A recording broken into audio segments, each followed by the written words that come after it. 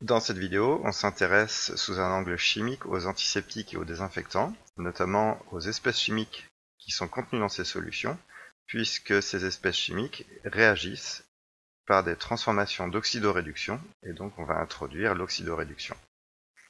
Alors, de quels antiseptiques et désinfectants parlons-nous? On va parler de la bétadine, de l'eau oxygénée, du daquin, ainsi que de l'eau de javel.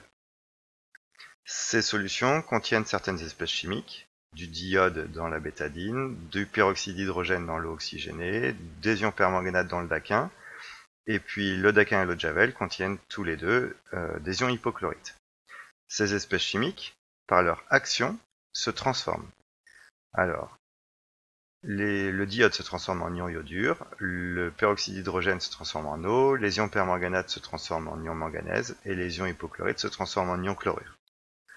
Et ces transformations chimiques sont de l'ordre de nouvelles transformations qu'on appelle d'oxydoréduction. Pour introduire ce qui se passe au cours de ces transformations d'oxydoréduction, on va s'intéresser aux métaux puisque cela permet une introduction un petit peu moins compliquée. Alors, en travaux pratiques, on réalisera cette expérience où on placera une plaque de cuivre dans une solution d'ion argent. La plaque de cuivre est constituée d'atomes de cuivre de formule Cu, et la solution d'ion argent contient des ions argent de formule Ag+. Après plusieurs minutes d'attente, on va observer des changements dans le bécher. On obtient un dépôt d'argent et une solution d'ion cuivre 2. Alors le dépôt d'argent, on va l'observer à la surface de la plaque de cuivre. Cette plaque va changer de couleur. Et puis les ions cuivre vont apparaître dans la solution, on le verra parce que la solution va changer de couleur. Et aussi on pourra réaliser un test pour montrer que ce sont bien des ions cuivre. Alors le dépôt d'argent, qui est un solide à la surface de la plaque de cuivre, contient des atomes d'argent, Ag, et la solution d'ion cuivre contient des ions cuivre de formule Cu2+. Essayons de nous pencher maintenant sur la réaction qui a eu lieu pendant ces quelques minutes. Alors, l'atome de cuivre, qui est présent au départ dans la plaque de cuivre, s'est transformé en ion cuivre dans la solution d'argent. Alors, cette transformation d'atome en ion ne peut se faire qu'à la condition qu'il y ait perte ou gain d'électrons, puisqu'on sait, depuis la troisième et la seconde, qu'un atome se transforme en ion en perdant ou en gagnant un ou plusieurs électrons. L'atome de cuivre étant positif, les électrons étant négatifs, et bien ici, l'atome de cuivre se transforme en ion cuivre à la condition de perdre 2 électrons. Donc de une seule chose, l'atome de cuivre, on obtient deux choses, d'une certaine manière, l'ion cuivre et les 2 électrons qui ont quitté l'atome pour former l'ion. Voici la première étape de la transformation qui concerne le cuivre. Maintenant, deuxième étape, concernant l'argent. Au départ, nous avons les ions argent dans la solution, et à la fin, on obtient des atomes d'argent. Donc l'ion argent s'est transformé en atome en captant un électron. L'ion positif capte un électron négatif pour se transformer en un atome qui lui est électriquement neutre. Mais ces deux transformations, celle du cuivre et celle de l'argent, ont lieu en même temps. Par conséquent, pour obtenir une seule équation de transformation, il va nous falloir combiner ces deux équations, que l'on va appeler en fait des demi-équations. Une demi-équation combinée avec une autre demi-équation va nous permettre d'obtenir une équation. On constate que dans la première demi-équation, 2 électrons sont en jeu. Chaque atome de cuivre doit perdre 2 électrons. Il ne peut pas en être autrement. C'est pas 1, c'est pas 3 électrons, c'est 2 électrons. Par ailleurs, chaque ion argent, pour se transformer en atome, doit capter un seul électron. D'où vient cet électron? Eh bien, en fait, c'est un électron qui, au départ, appartenait à un atome de cuivre qui s'est transformé. Mais comment 2 électrons, qui ont quitté un atome de cuivre, peuvent se transformer en un seul électron, peuvent devenir un seul électron? On a un problème de nombre. Il faut que le nombre d'électrons soit le même dans les deux demi-équations. Si on a 2 électrons dans la première, alors qu'on n'en a qu'un dans la deuxième, eh bien en fait, il va falloir ruser, en quelque sorte, pour avoir 2 électrons mis en jeu dans la deuxième. Donc si je veux mettre 2 électrons en jeu dans la deuxième demi-équation, cela veut dire qu'il me faudra au départ 2 ions argent. Par conséquent, je vais former 2 atomes d'argent. Et ainsi, on a bien égalité des nombres d'électrons et on peut combiner alors les deux demi-équations. On peut donc conclure que 2 ions argent réagissent au contact d'un atome de cuivre. Il y a échange d'électrons entre les deux pour former un ion cuivre 2 et 2 atomes d'argent. Ainsi, on a échange d'électrons entre atomes de cuivre et ion argent, ici 2 électrons, et les deux peuvent se transformer en ion cuivre et en atomes d'argent. Et ceci correspond à une transformation d'oxydoréduction. Entrons dans davantage de théorie. Alors, on va définir de nouvelles catégories d'espèces chimiques.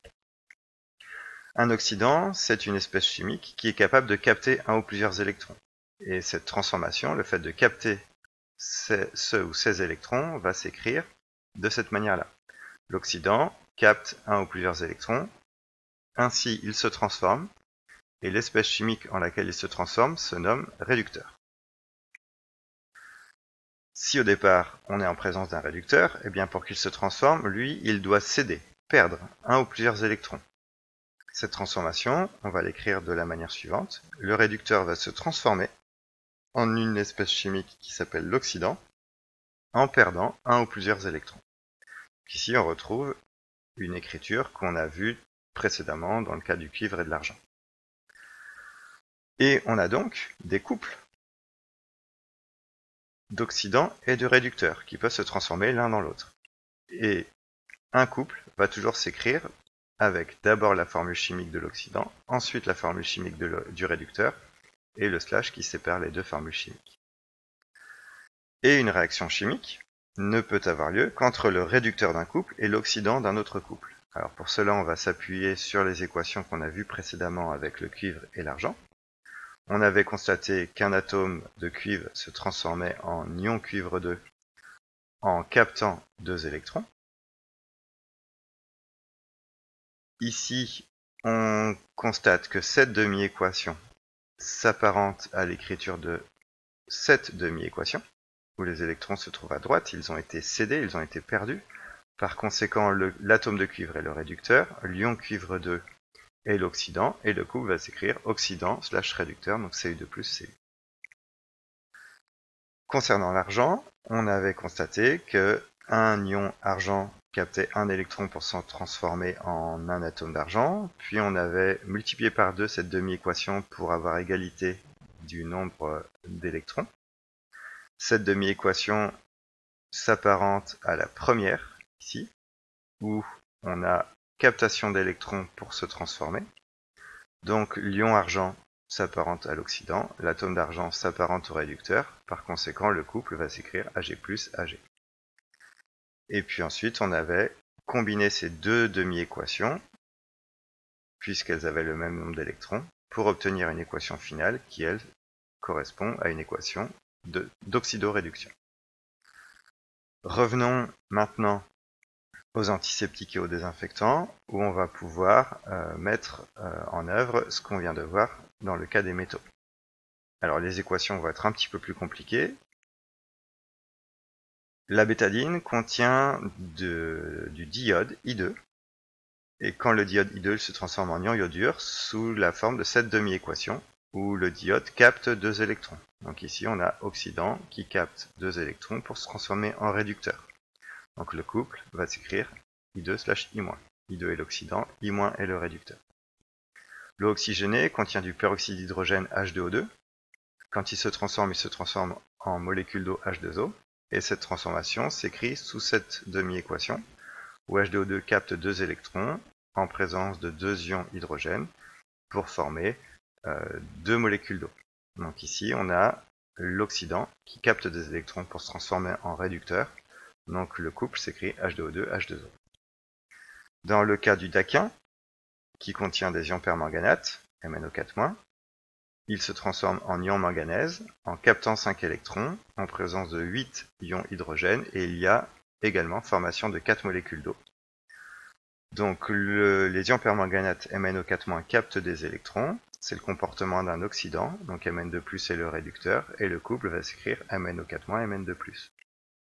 Enfin, dans le cas du daquin et de l'eau de Javel, ces solutions contiennent des ions hypochlorite Cl- qui se transforment en ion chlorure Cl- en captant 2 électrons en présence de 2 ions hydrogène, et on a également formation d'une molécule d'eau.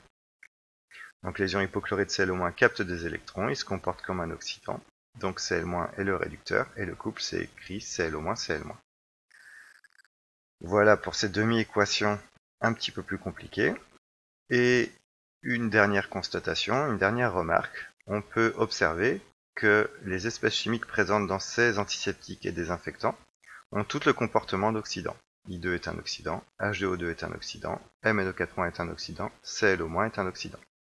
Et en fait, l'action des antiseptiques et des désinfectants est due à la présence dans ces solutions d'espèces chimiques qui ont les propriétés d'être des oxydants.